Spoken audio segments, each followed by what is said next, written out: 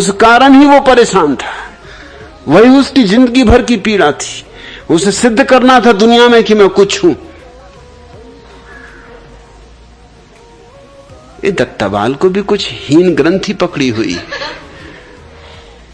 उसी हीनता की ग्रंथि से पीड़ित। बुद्धत्व को उपलब्ध व्यक्ति तो साधारण होता, उसका कोई व्यक्तित्व होता ही नहीं। वो तो अति सामान्य हो जाता, सहज हो जाता है, साधारण हो जाता। भूख लगी, भोजन कर लिया, नींद आई, सो गए। सुबह उठे, सांझ हुई, सोए। उसका जीवन तो सहज स्वस्फूर्त हो जाता है। उसमें क्या असाधारण था, क्या विशिष्ट था? ये विशिष्टता का मोह और असाधारण होने की आकांक्षा अहंकार के ही अलग अलग नाम हैं और कुछ भी नहीं। और उन्होंने कहा कि आचार्य रजनीश ने हिंदू देवी देवताओं को कामी और भोगी कहकर हिंदू धर्म का अपमान किया है। मैं क्या करूं, तुम्हारे पुराण अपमान कर रहे। अपने पुराण उठा के देख लो, तुम्हारे सारे पुराण तुम्हारे देवी देवताओं की काम वासना, लिप्सा, भोग इससे भरे पड़े। तुम्हारे देवताओं का जो प्रमुख देवता है इंद्र, वो किसी भी ऋषि मुनि को तपश्चर्या करते देख के घबरा जाता है, उसका सिंहासन डोलने लगता है, इंद्रासन डोलने लगता है। घबराहट पैदा हो जाती उसको कि अब आया कोई दावेदार। तत्क्षण भेजता है उर्वशी मेनकाओं को कि जाओ भ्रष्ट करो इसे, और खुद भी भ्रष्ट करने में कुछ पीछे नहीं। और कैसा मजा है, कैसे पुराण है, और किन बेईमानों ने लिखे कि इंद्र ने अहिल्या को भ्रष्ट किया और सजा बेचारी अहिल्या को भुगतनी पड़ी। पत्थर होना पड़ा अहिल्या को और कसूर था इंद्र का। कुछ न्याय भी होता है, कुछ थोड़ी तो न्याय बुद्धि हो।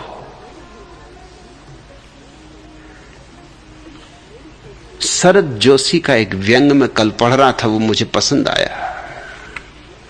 शरद जोशी ने लिखा है कि मैंने जब पहली बार यह श्लोक सुना कि यत्र नारी पूज्यन्ते तत्र रमन्ते देवता, तो मेरे मन में तभी से देवताओं के चरित्र पर शक होने लगा है। क्योंकि मैं सोचता हूं अगर किसी इलाके में नारी की पूजा हो रही तो उधर देवता लोगों के चक्कर काटने का क्या मतलब। यह तो कोई शराफत की बात न हुई कि पराई बहू बेटियां जहां उनके बाप भाई और पतियों के खर्च पर आनंद कर रही हैं, जैसे बाग में झूला झूल रही हैं, या शॉपिंग कर रही हैं, या टीवी देख रही हैं, अपने रूप, सौंदर्य, स्वास्थ्य आदि गुणों के कारण घर और बाहर उनका रोब छाया हुआ है। पता नहीं कितने लोग उनमें से कितनी लड़कियों को पाने की साधना में गजलें गा रहे हैं, कविता छपाने की कोशिश में हैं, अर्थात बड़ा पूजा में वातावरण। सुंदर लड़कियां पुरुषों के सपनों में आ जा रही हैं, स्वस्थ पुरुष शरीफ घरों की खिड़कियों के पास से लड़कियों के दर्शनों की अभिलाषा में गुजर रहे हैं, अर्थात बिल्कुल नारी पूजनते का वातावरण। संपादक गण अपने मुख्य पृष्ठों पर नारी की अधखुली तस्वीर छापकर अभिभूत हैं, लेकिन भारतीय छपाई है खराब होने के कारण महात्मा गण बहुत दुखी हैं, क्योंकि तस्वीरें साफ साफ समझ में नहीं आती। सो महात्मा गण शिकायत कर रहे हैं कि नारी का अनादर हो रहा है। पति अपने पत्नियों की आरतियां उतार रहे, उतारनी ही पड़ती, हर पति को उतारनी पड़ती। ऐसे दिव्य माहौल में देवता क्या लेने को रमनते। बंबईया भाषा का उपयोग क्या, काय को रमनते, किसके वास्ते रमनते। बिना रमनते काम नहीं चलता क्या? घर में मां बहनें नहीं है जो इधर उधर रमनते, जब देखो तभी रमनते, रमनते ही रमनते और कुछ नहीं करनते। इंसान शांति से अपनी पत्नी की पूजा भी नहीं कर सकता, यूं ही रमनते, हर कहीं रमनते। ये देवता हैं कि कॉलेज के लफंगे छोकरे?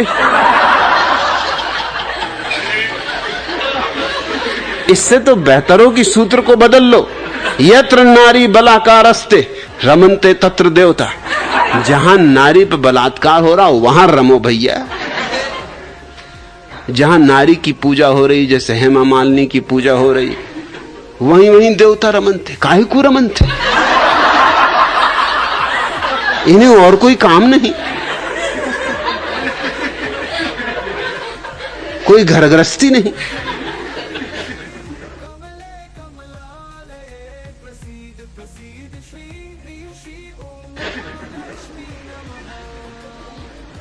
बंबई बंबई में ही रमनते, तभी तो काहे को रमनते, रमनते ही रमनते। मैं क्या करूं, तुम्हारे पुराणों में सारी कथा ये है, मेरा कोई कसूर नहीं। मैंने तुम्हारे पुराण नहीं लिखे, ऐसी भूल मैं कभी करूंगा भी नहीं, ऐसा कचरा मैं कभी लिखूंगा भी नहीं। अगर तुम्हें अपने पुराणों के कारण हिंदू धर्म का अपमान होता दिखाई पड़ता है, पुराणों को होली में चढ़ा दो।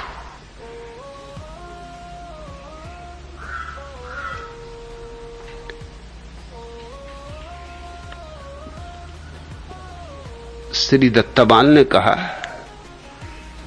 कि श्री रामकृष्ण परमहंस ने कहा था कि अगले जन्म में मैं एक हरिजन की कुटिया की सफाई करूंगा। क्या आचार्य रजनीश भी ऐसा कह सकते?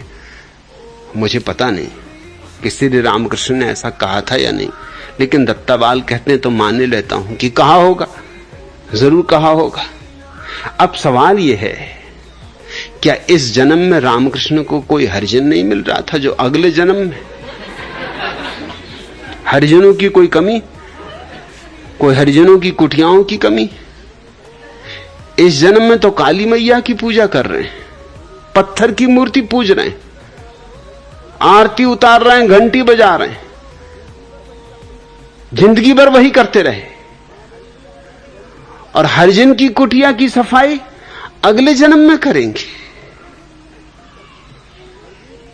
क्या चालबाजियां हैं, कौन रोकता है अभी करने से? और एक ही कुटिया की सफाई करना है सो कर ही दो ना, अगले जन्म के लिए क्या टाल रहे हो? 6-6 घंटे 8-8 घंटे काली मैया की पूजा हो रही है,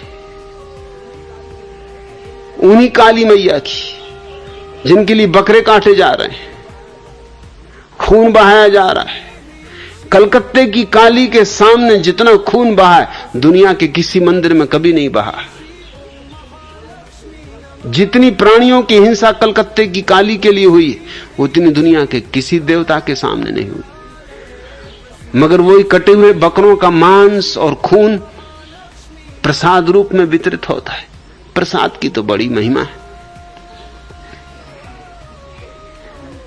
ये डोंगर जी महाराज क्या खाक प्रसाद बंटवाते, लस्सी बूंदी, अरे ये कोई प्रसाद है? असली प्रसाद बंटता है कलकत्ते की काली के मंदिर में। ये रामकृष्ण परमहंस को कोई शूद्र नहीं मिल रहा था, दूर तो नहीं था शूद्र, क्योंकि जिनके मंदिर में वो पुजारी का काम करते थे, रानी रासमणी खुद ही शूद्र थी, उसका ही बनवाया हुआ मंदिर था। रामकृष्ण परमहंस 14 रुपए महीने की नौकरी पर वहीं तो पुजारी का काम करते थे। शूद्रों की कोई कमी थी? सच तो यह है कि विवेकानंद खुद ही शूद्र है। कायस्थों की गिनती और कहां करोगे? कायस्थों की गिनती व्यवस्था से शूद्रों में ही होगी।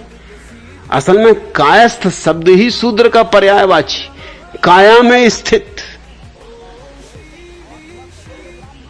आत्मस्थ हो तो ब्राह्मण और कायस्थ हो तो शूद्र, और क्या चाहिए? सीधा साफ हिसाब है। रामकृष्ण परमहंस अगले जन्म में सफाई करेंगे। बड़ी गजब की बात कही। जिंदगी भर ये पत्थर की मूर्ति पूजते रहे तो यही कर लेना थी, एक आध कुटिया साफ कर लेते, इसके लिए अगले जन्म का क्यों उपद्रव लेना। और वो मुझसे पूछते हैं क्या आचार्य रजनीश ऐसा कर सकते? पहली तो बात, मैं अपनी कुटिया की सफाई नहीं करता, किसी ब्राह्मण की कुटिया की सफाई नहीं की तो हरिजन की कुटिया की सफाई क्या खाक करूंगा? अरे अपनी अपनी कुटिया की सफाई करो।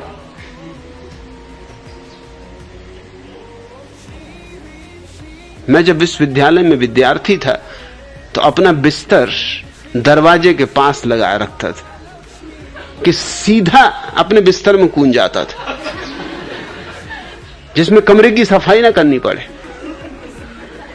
कौन झंझट करे? अरे रोज सफाई करो, फिर कचरा इकट्ठा, फिर सफाई करो, फिर कचरा इकट्ठा।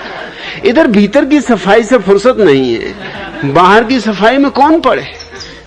और क्या फायदा, क्या मिला जाने वाला? कचरा थोड़ा कम हुआ कि ज्यादा, कमरा ही है और कोई अपना है। अरे आज यहां कल वहां, हॉस्टल ही तो ठहरा, सराय घर है। तो मैं तो दरवाजे पर, बिल्कुल दरवाजे पर अपने बिस्तर को लगा के रखता था कि सीधा दरवाजे से कूद जाना बिस्तर में, बिस्तर से कूद जाना बाहर, न देखना भीतर, न झंझट में पड़ना। मगर मेरे प्रोफेसरों को दया आती, मेरे आसपास के विद्यार्थियों को दया आती, मेरे साथ 2 लड़कियां पढ़ती थी उनको दया आती। वो मुझसे कहती कि हमें आज्ञा दो कि आप कहा के दिन कमरा साफ कर दिया करें, सप्ताह में कम से कम 1 दिन। मैं कहा क्यों नाहक परेशान करना, तुम साफ करोगी वो फिर धूल जम जाएगी, और मैं वहां जाते ही नहीं उस स्थान में जहां धूल जमी। फायदा क्या साफ करने का? मगर फिर भी कोई ना कोई आके साफ करता। तुम्हारी मर्जी, तुम्हें सेवा करके अगर मोक्ष पाना पाओ, हम तो अपने बिस्तर पर मोक्ष में हैं। और अगले जन्म की तो बड़ा मुश्किल, अगला जन्म मेरा होना नहीं, रामकृष्ण का होना होगा तो वो करें अगले जन्म। मेरा तो यह आखिरी जन्म है दत्ता बाल।